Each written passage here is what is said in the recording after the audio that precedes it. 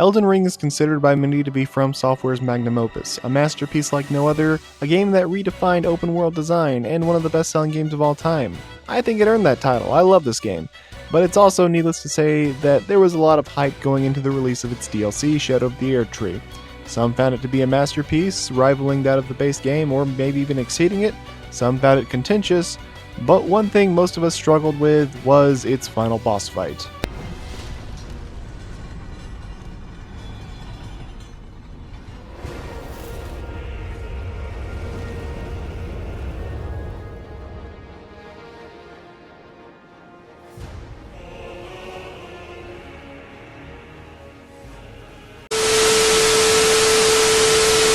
Yoshi's Story is a bit of an odd duck in the lineup of Yoshi games, but I don't think anyone can contest that it's one of the prettiest games on the Nintendo 64. But unfortunately, the game's held back by some really weird level structure of the game, where you effectively have to play through the game 4 times to see all the levels, which is definitely a choice.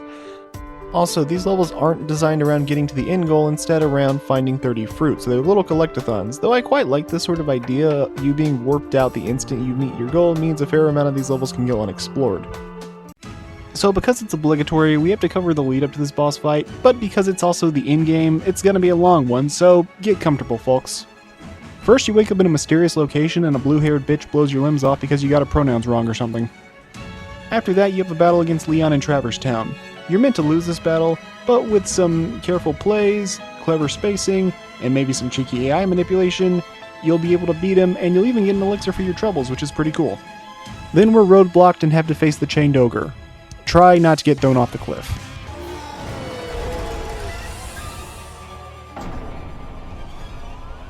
Then the game pulls a fast one on us and we now have to solve the puzzle as to why Heavy is dead. I did it like this! And then the game pulls a fast one on you because it has you do a quick time event where you have to avoid getting dropped into the ravine, but to complete the quest line you have to get dropped down there anyways. Then to escape, we're forced to deal with 7 Force because fast travel's been disabled, and if you're playing on hard mode, then as your name would expect, he has 7 separate phases for you to deal with. And if you didn't kill Caligura, then the game's gonna punish you because now his Moonscorched form will ambush you since it's now Night 3 of the Termina Festival. In the end stretch now, we have to do battle with the twin watchdogs Yumiko and Kumiko, who, despite being a 2v1, are actually a fairly well-balanced fight, but they will ensure that your deflection game is on point or you are not going to be getting past them. And the final guard pits us against Nemesis, which, pro tip, his weak spot will always be lined up with your mortar rounds once you finish hacking his shield away. Charge it up and show David Scully who's boss.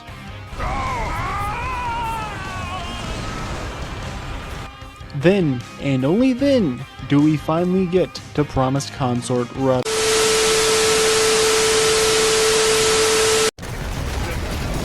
I gotta be honest, Dark Ages has a much more vibrant color palette than I thought it was going to.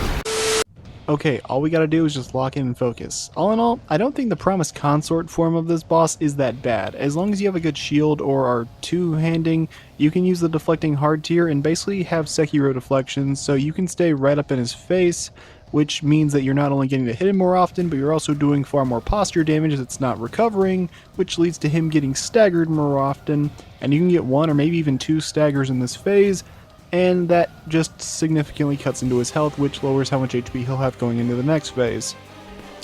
Unfortunately, when you get to phase 2, his body turns into an amorphous blob that takes on the different elemental properties of the arena, and I mean, you can try to deflect all his attacks with good timing if you're feeling confident in yourself, but this phase is so fast with its attacks, especially in the fire form, that it's a complete shit show. You should really just use a Boo Biscuit and stall out his turns until the false shun shows up.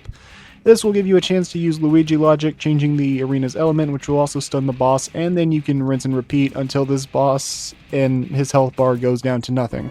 Just me and baby shit taking a bath. But stay on your toes, because once the last Pokemon comes out, the game makes you play a DDR minigame on your controller or your keyboard with no lead-up prior. It's pretty mean, not gonna lie, and I usually fail it.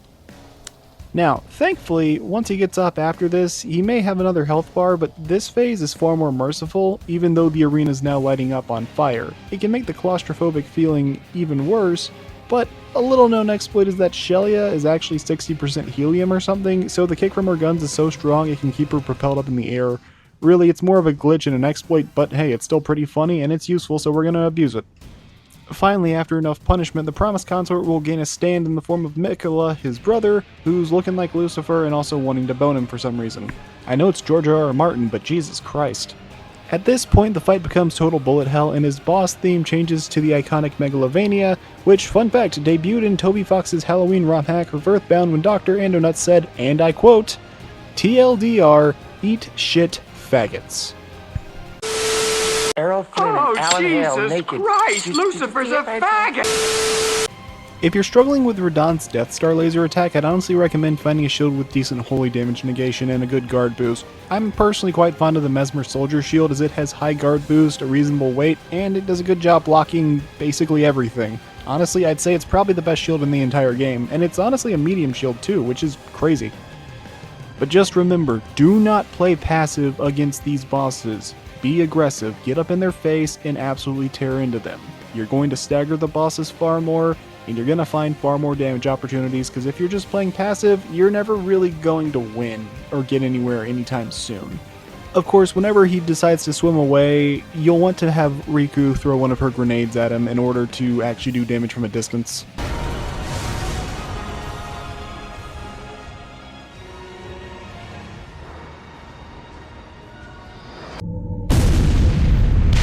This is it, baby. Hold me.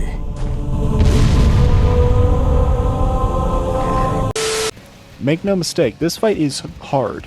Extremely hard. But keep a cool head, and with enough patience, and preferably a weapon that inflicts bleed or frostbite, you should be able to come away with a win.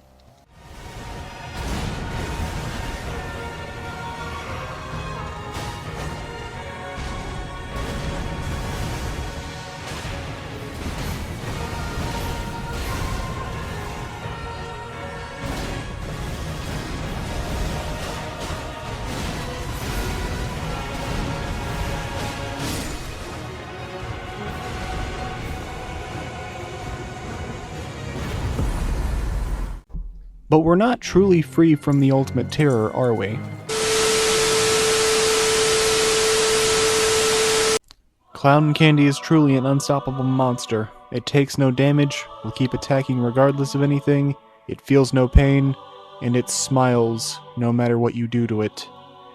But its body doesn't regenerate, which means we can tear chunks off of his body to make him smaller and smaller. We may not be able to kill him, but we can tear him into enough tiny pieces to ensure that he can never harm anyone else, even if he'll be smiling the entire way.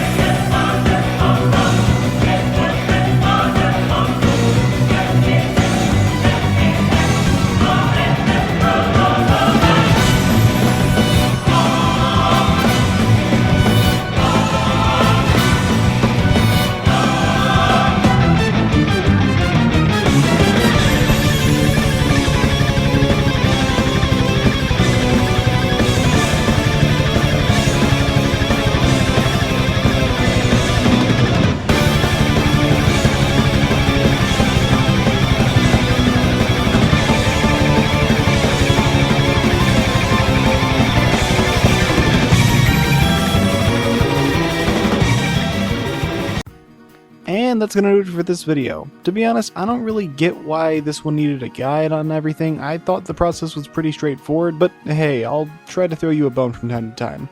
Either way, I thank you very much for watching. If you'd like to see more content of varying quality, consider liking and subscribing, and I'll see you all next time. Until then, take care. But if you're really struggling with Promised Consort Radahn, why not just summon the Big Mouth Imp? It shreds his health bar.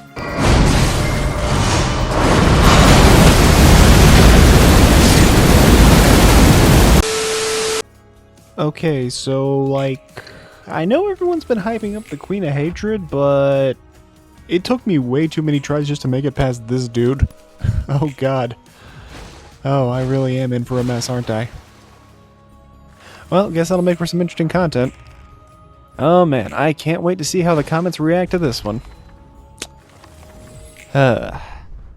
Well, see you on the next episode when we finally talk about the Queen of Hatred, I suppose. Until then, later.